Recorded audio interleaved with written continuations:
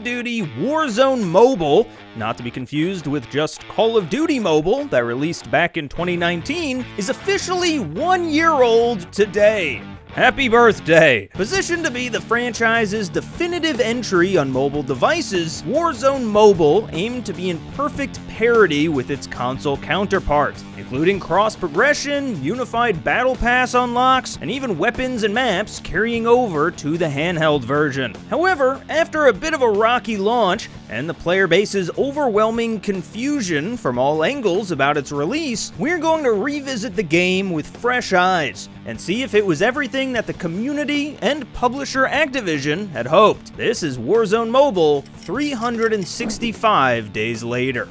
Warzone Mobile was first announced back in 2022, during the height of Warzone's 2.0 era, in which they rebooted the free-to-play game with a new engine, map, and gameplay mechanics, much of which unfortunately wasn't too well received by the community, and players began falling off in droves, with it seeming like every few weeks there was another controversial or tone-deaf announcement coming from the COD devs. From the year's first content season being void of any actual new maps or modes, to them repackaging a cut beta map and re-releasing it for its second season. And this initial Warzone Mobile announcement was seen as yet another negative from multiple angles. First, you had the console and PC players, who weren't happy with the current state of the game and were angered that Activision was spending resources on a mobile title instead of improving the main game. And to boot, it was announced that Warzone Mobile would feature the return of the maps Verdansk and Rebirth Island, two Battle Royale locations that fans had been clamoring for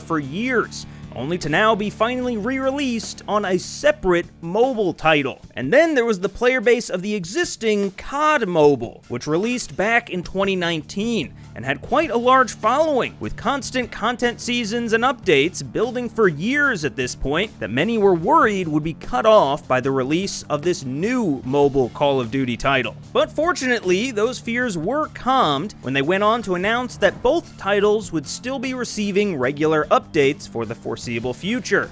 Now, all of that context out of the way, Warzone Mobile actually had a ton of hype leading up to it by the time that it released on March 21st, 2024, as it was one of the fastest titles in Activision Blizzard King's library to get over 25 million pre-registrations. And early reception was mostly positive too. Despite a buggy launch on Android, those playing on iOS reported that the game felt smooth and was a ton of fun to play. There was, however, still a bit of that confusion over the two different mobile Call of Duty titles, as they both featured similar gameplay, both even having their own Battle Royale modes and 6v6 multiplayer modes, but were different games on different engines by the same publisher and franchise. So, to put it basically, the new Warzone Mobile was meant to be like a next-generation game, coming with huge improvements graphically and would integrate with the mainline Warzone title on console and PC, carrying over weapons as they released,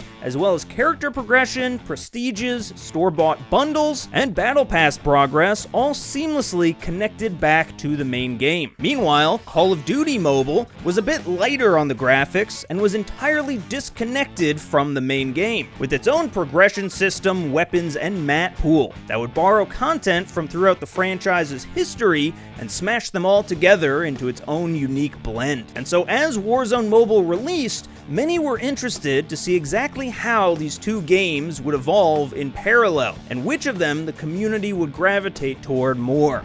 So now let's fast forward to today and see if we can answer that question. While there's no publicly available player numbers for either game, we do see that general reception-wise, Warzone Mobile currently sits at a 4.7 out of 5 stars on iOS, and even Android has bounced back to a 4 out of 5 on Google Play after numerous bug fixes to get it more in line with the other platforms' experience. Content-wise, Warzone Mobile has so far carried through with their promise of being linked to the main version of the game, with everything that they promised carrying over from the newly released Black Ops 6, from weapons and blueprints to operators and even double XP tokens being shared between games. Plus, Warzone Mobile also saw a UI overhaul consistent with the main game, and introduced BO6's signature omni-movement mechanics too. Really, the only thing that didn't carry over were maps, as Warzone Mobile stuck with just Verdansk and Rebirth Island, while console currently has Urzikstan and the new Area 99 in their rotation. But in the year leading up to Black Ops 6's release, Warzone Mobile also saw a couple of multiplayer maps make their way into the game from across the new Modern Warfare series, including Hard Hat, Meat, and Bit Vela, all playable in their 6v6 mode. Plus, most recently, Nuketown has just made its way into the rotation. But other than that, the game hasn't actually received too much original content, aside from some POI updates that have slowly dwindled over the last few months. And currently, the game's update schedule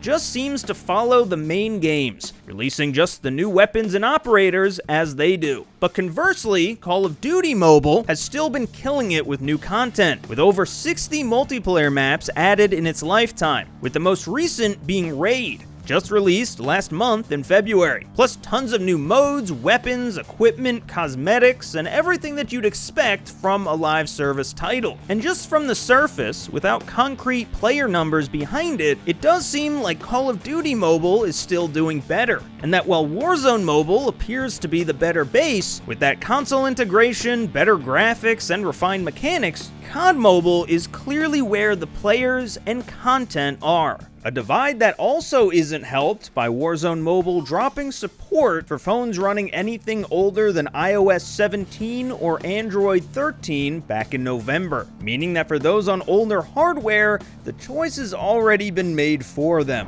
But as for the future of Warzone Mobile, it seems a bit uncertain. While the game will, of course, still be receiving regular updates in tandem with the main game, it feels as though it's second or even third fiddle, with the console and PC version about to finally see the return of fan-favorite Verdansk to their neck of the woods, and COD Mobile usurping the spotlight with its own content and identity. It's almost like Warzone Mobile's biggest competition is itself. But for now, that'll about do it for today. Thank you so much for watching, and for more deep dives like this, check out GameRant.com.